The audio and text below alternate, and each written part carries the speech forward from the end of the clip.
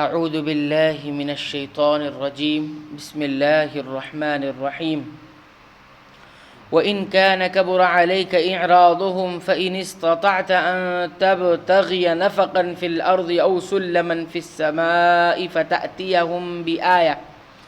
وَلَوْ شَاءَ اللَّهُ لَجَمَعَهُمْ عَلَى الْهُدَى فَلَا تَكُونَنَّ مِنَ الْجَاهِلِينَ۔ اگر آپ کو ان کا اعراض یعنی منہ موڑنا گرا گزرتا ہے، دشوار ہوتا ہے، تو اگر آپ کو یہ قدرت ہے کہ زمین میں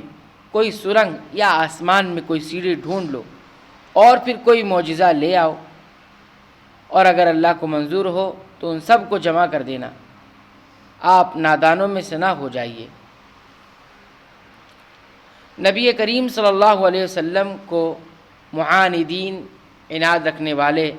اور کافرین یعنی کفر کرنے والوں کی تکذیب جھٹلانے سے جو گرانی اور مشقت ہوتی تھی، اس کے حوالے سے اللہ تعالیٰ فرما رہا ہے کہ یہ اللہ تعالیٰ کی مشیت و تقدیر سے ہونا ہی تھا، اور اللہ کے حکم کے بغیر آپ ان کو قبول اسلام پر آمادہ نہیں کر سکتے۔ حتیٰ کہ اگر آپ کوئی سرنگ کھود کر یا آسمان پر سیڑھی لگا کر بھی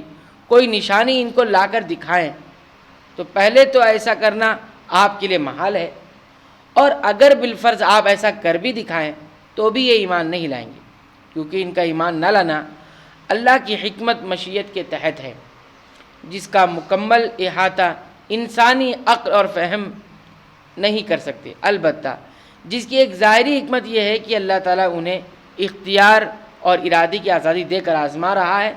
ورنہ اللہ تعالیٰ کے لیے تمام انسانوں کو ہدایت کے ایک راستے پر لگا دینا مشکل کام نہ تھا۔ اس کے لیے لفظ کن سے پلک جھپکتے میں یہ کام ہو سکتا ہے۔ آپ ان کے کفر پر زیادہ حسرت اور افسوس نہ کریں، کیونکہ اس کا تعلق اللہ تعالیٰ کی مشیت اور تقدیر سے ہے، اس لیے اسے اللہ ہی کے سپرد کر دیں، وہی اس کی حکمت اور مصلحت کو بہتر سمجھتا ہے۔ انما یستجیب الذین یسمعون والموتى یبعثهم اللہ ثم الیہ یرجعون۔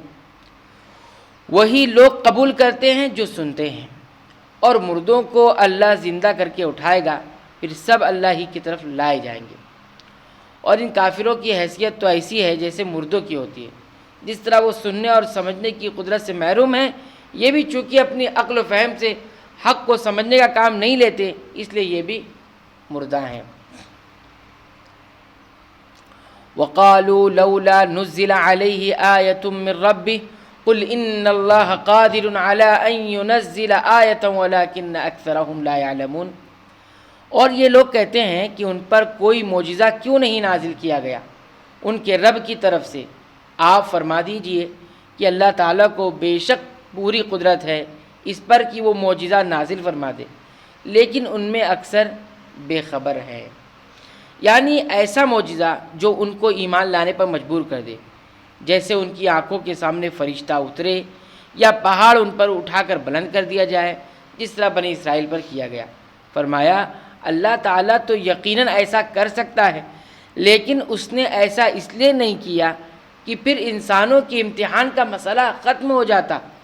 اس کے علاوہ ان کے مطالبے پر اگر کوئی معجزہ دکھلایا جاتا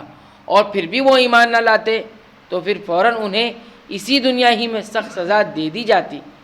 یوں گویا اللہ تعالیٰ کی اس حکمت بھی انہی کا دنیاوی فائدہ ہے، جو اللہ کے حکم اور مشیت کی حکمت کا ادراک نہیں کر سکتی، وہ بے خبر ہے،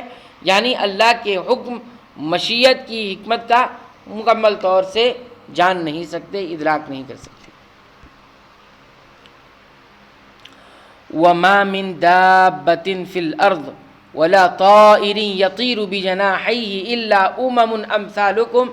مَا فَرَّطْنَا فِي الْكِتَابِ مِن شَيْءٍ ثُمَّ إِلَىٰ رَبِّهِمْ يُحْشَرُونَ۔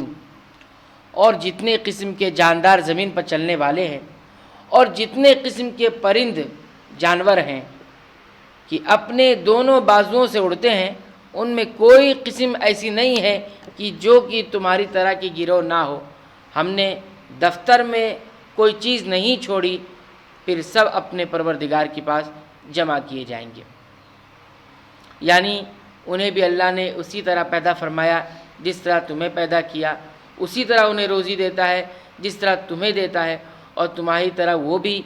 اس کی قدرت اور علم کے تحت داخل ہیں۔ کتاب دفتر سے مراد لوح محفوظ ہے، یعنی وہاں ہر چیز درج ہے، یا مراد قرآن ہے جس میں اجمالاً مختصر یا تفصیلاً ڈیٹیل دین کے ہر معاملے پر روشنی ڈالی گئی ہے۔ جیسے دوسرے مقام پر فرمایا وَنَزَّلْنَا عَلَيْكَ الْكِتَابَ تِبْيَانًا لِكُلِّ شَيْءٍ وَهُدًى وَرَحْمَةً وَبُشْرَىٰ لِلْمُسْلِمِينَ، ہم نے آپ پر ایسی کتاب اتاری ہے جس میں ہر چیز کا بیان ہے۔ تمام مذکورہ گروہ اکٹھا کیے جائیں گے۔ ان سے علماء کا ایک گروہ نے استدلال ثبوت کیا ہے، جس طرح تمام انسانوں کو زندہ کر کے ان کا حساب لیا جائے گا، جانوروں اور دیگر تمام مخلوق کو بھی زندہ کر کے ان کا حساب کتاب بھی ہوگا۔ جس طرح ایک حدیث میں بھی نبی صلی اللہ علیہ وسلم نے فرمایا، کسی سینگ والی بکری نے اگر بغیر سینگ والی بکری پر کوئی زیادتی کی ہوگی تو قیامت والے دن سینگ والی بکری سے بدلہ لیا جائے گا۔ بعض علماء نے حشر سے مراد